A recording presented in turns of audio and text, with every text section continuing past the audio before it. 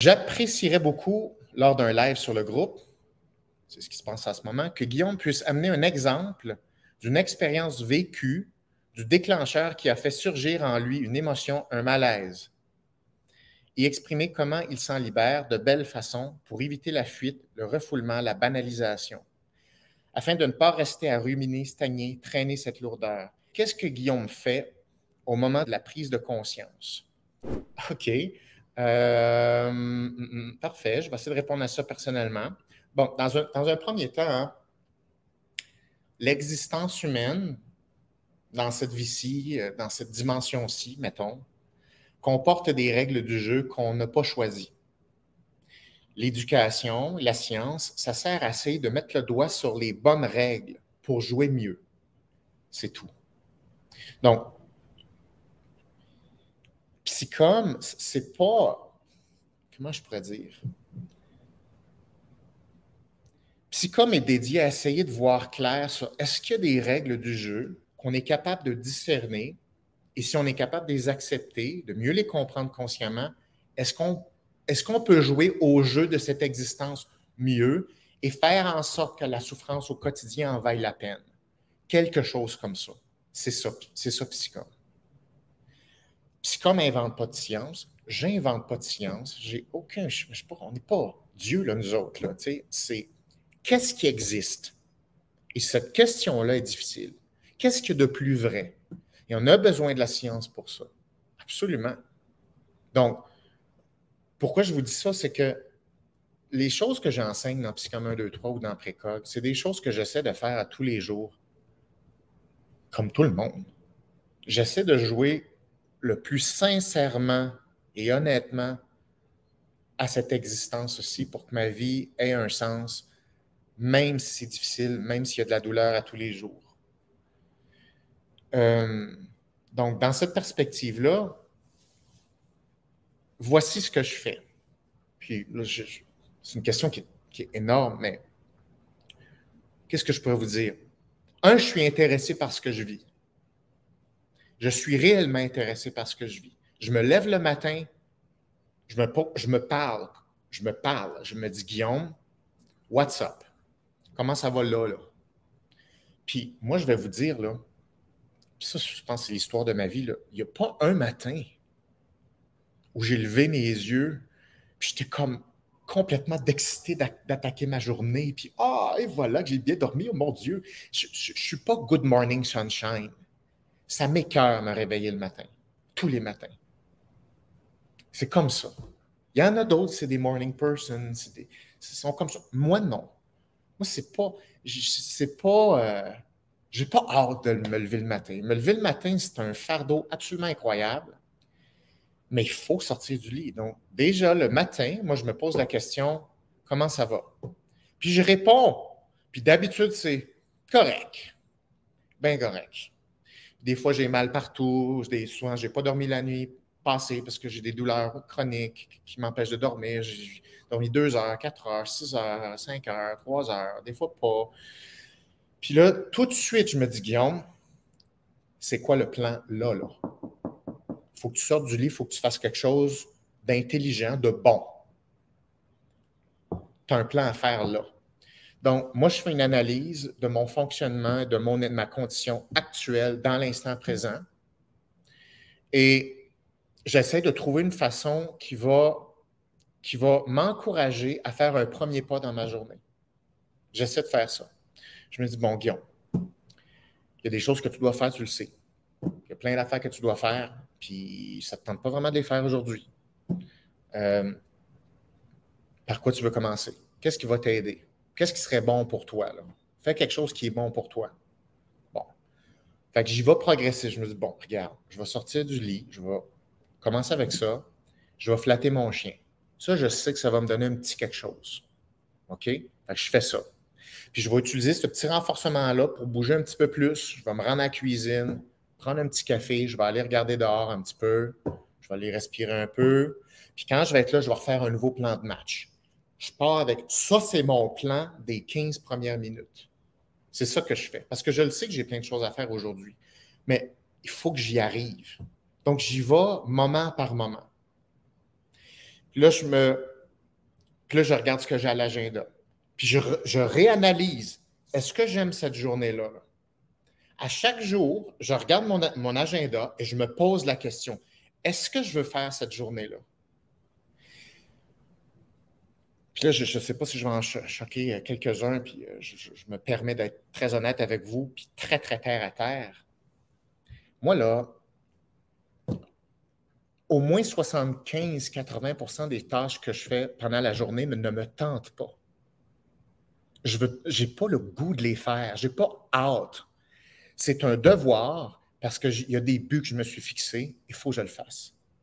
Parce que si je commence à considérer pas le faire, la vie ne m'intéressera pas. Donc, il y a un risque à abandonner mes buts à long terme. Donc, et ça me fait peur, ça m'inquiète de me laisser tomber. Parce que je considère que j'ai mal partout, puis ça me prend une méchante bonne raison pour continuer à me lever le matin. Et si je refuse de faire ce qu'il y a à l'agenda, parce que là, je ne le feel pas, ça veut dire que je suis en train de mettre un X sur ce qui me drive et c'est ce qui justifie mon existence. Et ça, c'est un très grand risque. Très, très grand risque. Je ne peux pas me permettre d'aller là. Je ne peux pas me permettre de m'abandonner ou abandonner la vie comme ça. Donc, je fais le deuil, que la plupart des activités dans ma journée, ça ne me tente pas vraiment. Mais je vais les faire parce que même si ça ne me tente pas, ce sont des choses bonnes pour moi. Il faut au moins que je me donne cette opportunité-là de faire quelque chose qui est bon pour moi.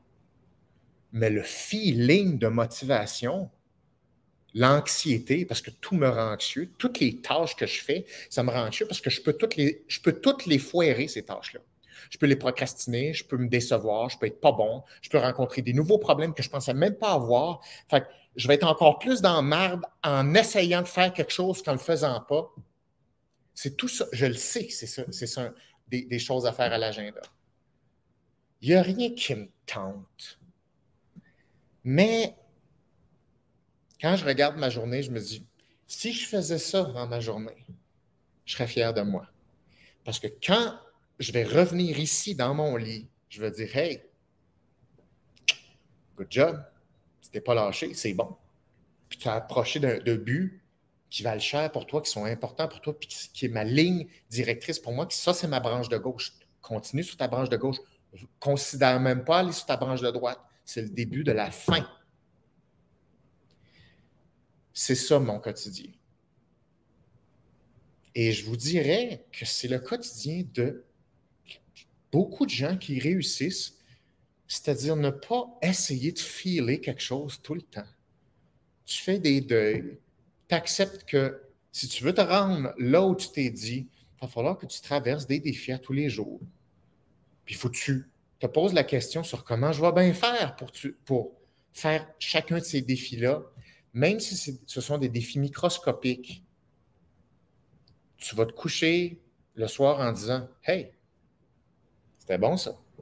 C'était pas facile. Tu aurais pu reprendre ta branche de droite à chaque crise de tâche. Tu n'as pas fait ça.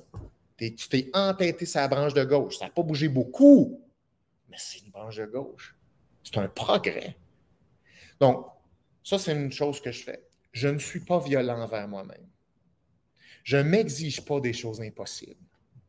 Si c'est trop dur, puis je suis sur le bord de décrocher, je reformate la tâche pour la rendre plus adaptée, juste pour être sûr que je ne l'abandonne pas, juste pour être sûr que je garde ma tête de cochon, puis je continue à progresser, mais juste plus petit. Mais je ne m'exige pas des choses impossibles que je ne peux pas faire. Je ne suis pas violent envers moi-même. L'autre chose, je ne m'haïs pas. Les choses qui sont laides dans moi, les choses qui sont faibles, fragiles, je ne les haïs pas. C'est moi. Je n'ai rien d'autre que ça. Puis je me suis rendu là aujourd'hui grâce à ça. Donc, je suis reconnaissant envers ces parties-là fragiles, faibles. Fait que je ne m'haïs pas, je ne me trouve pas cave, je ne me trouve pas dégueulasse, je ne me dis pas que je t'épais, sérieusement. Je ne me parle pas comme ça. Je suis un bon partenaire envers moi-même. Puis, je n'essaie pas d'être motivé quand je ne peux pas l'être. Tu n'as pas besoin de motivation à l'extrême pour faire un petit quelque chose. Oui, la motivation, ça s'étudie, c'est un thème qui est très important, mais tu ne peux pas dire ça va me prendre ma motivation pour le faire. C'est comme, qu'est-ce que tu veux dire? Tu veux dire un feeling? Qu'est-ce que tu veux dire par motivation? Si tu fais quelque chose, tu étais motivé, c'est tout. Peu importe le feeling que tu avais. Même si tu avais peur à l'infini, tu n'avais presque pas de motivation, si tu as fait quelque chose, tu étais motivé, tu as organisé ta motivation. Bravo, good enough. Mais les gens, ils veulent être motivés pour sentir qu'ils ont hâte à faire quelque chose. Good luck. Ça se peut pas, ça. Avoir hâte à tout, la motivation intrinsèque pour tout, c'est une utopie, ça. Et ne serait-ce qu'avoir cette attente-là, c'est gravement inquiétant. Parce que c'est la recette qui va te garder stagnant parce que tu n'auras jamais ça. Ça ne marche pas de même. Toutes les choses difficiles sont dures, sont anxiogènes. C'est un calvaire. Hâte. On a juste hâte aux garanties. Tu as hâte aux choses que tu es sûr d'être renforcées. Ça, c'est de la branche de droite, ça. Ça, c'est quelque chose qui est récurrent. C'est quelque chose que tu le sais que tu vas avoir ton bonbon. Il n'y a rien là, ça. Ça te mène à rien, ça. Reproduire des systèmes de renforcement, OK, tu peux, mais le sens de ta vie n'est pas basé là-dessus. Du tout. Il est basé sur l'apprentissage, la nouveauté, relever des défis, se découvrir, viser quelque chose, résoudre des problèmes, créer des nouvelles conversations, se découvrir encore, progresser. Ce genre de trucs-là. Mais la voie de gauche, c'est un style de vie qui est plus difficile. Mais la contrepartie, c'est que ça a du sens. C'est un no-brainer. Qu'est-ce que tu veux? Du bonbon, pas de sens? Ou versus une vie plus difficile avec du sens? Mais non, va là. Va là. Donc, tu sais, cette question-là est très large, hein, comme qu'est-ce que Guillaume fait? Je fais ce que je peux. Je fais ce que je peux pour rester sur la branche de gauche et j'utilise toutes les notions de psychologie que j'ai sur moi tous les jours. Toutes les choses que j'enseigne dans Psycom 1, 2, 3 précog, j'en ai toutes besoin. Puis honnêtement, je ne comprends pas comment survivre sans ça. Très personnellement. Peut-être parce que je suis habitué d'utiliser ça et je ne peux plus me passer de ces outils-là. Mais c'est comme. Moi, je me sens absolument, mais absolument pas au-dessus de la game parce que je suis plus équipé en psycho. Je me sens comme une chance. Thank God, j'ai ces outils-là parce que je suis capable de persévérer à faire des choses difficiles. Thank God, une chance. Je ne sais pas ce que je ferais. Donc, moi, c'est ça que ça, c'est ma réalité personnelle.